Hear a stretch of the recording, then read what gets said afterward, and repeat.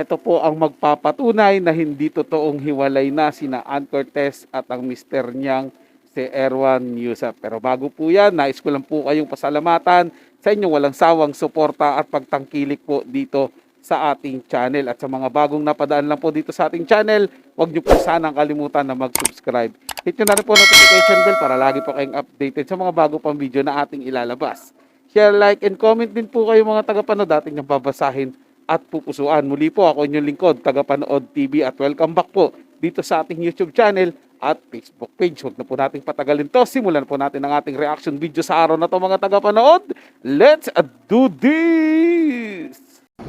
Ayan guys, Ann Curtis at Erwan Heussaff. Ayan, fresh na fresh, magkasama sa waterfall. Ayan, pamangkin, pinsan, kamag-anak. Ayan. Ayan si Anna. Bait-bait ni ano yan, ni Erwan, naalagaan talaga si Talia, diba? 18 years guys, ang ipapabalik niya.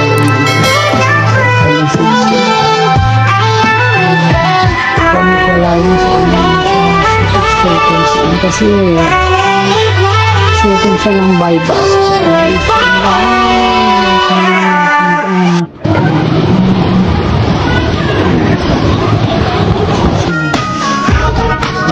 Baby, cookie.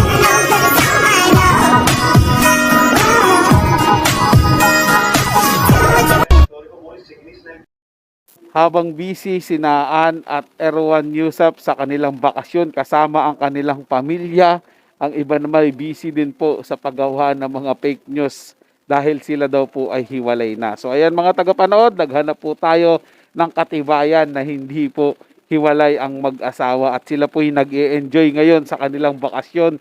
Kaya hindi po napapanood si Ann Curtis sa It's Showtime. So sana po malinawan tayong lahat. Hindi po yung ako sa akin po kayo nagagalit. Itinatama ko po dito yung ginagawa ng mga vlogger dyan na iba, yung content creator na nagke-create ng mga fake news. Kumbaga ginagawan ko po ng reaction video para po pasinungalingan yung mga sinasabi nilang fake news. Hindi po ako kalaban dito, mga tagapanood. Sadyang nagbibigay lang ako ng komento, reaction. Huwag po kayo sanang magalit sa akin. So ayan, nakita nyo na po ang patunay mga tagapanood na hindi sila hiwalay. Kaya bago po kayo magalit sa akin at magkomento ng kung ano-ano, siguraduhin nyo rin po yung mga binibintang nyo sa akin ay may basihan. Kaya nga sabi ko nga po dito sa mga video ko, maging responsable din po kayo sa inyong panonood at wag basta-basta maniniwala. Dapat kayo din ay meron din po kayong masusing pag-iimbestiga at paghahanap po ng mga ebidensya about doon sa pinapanood nyo para matimbang-timbang nyo rin po yung pangyayari. So, bati-bati po tayo mga tagapanood. Peace po tayo. Walang labo, walang away-away. Magulo na ang mundo. Wag na po natin dagdagan. So, yun lang po mga tagapanood. Nagustuhan nyo po yung ating talakayan sa araw na to. At kung kayo bago lang po na napadaan dito sa ating channel, wag nyo po sana kalimutan na mag-subscribe. Hit nyo na rin po notification bell para lagi po kayong updated sa mga bago pang video na ating ilalabas. Share, like, and comment din po kayo mga tagapanood. Atin yung babasahin at pupusuan. So, hanggang sa muli po, ito yung Tagapanood TV. Komento at opinion lamang, wala pong personalan. Paalam po at mabuhay po kayong lahat.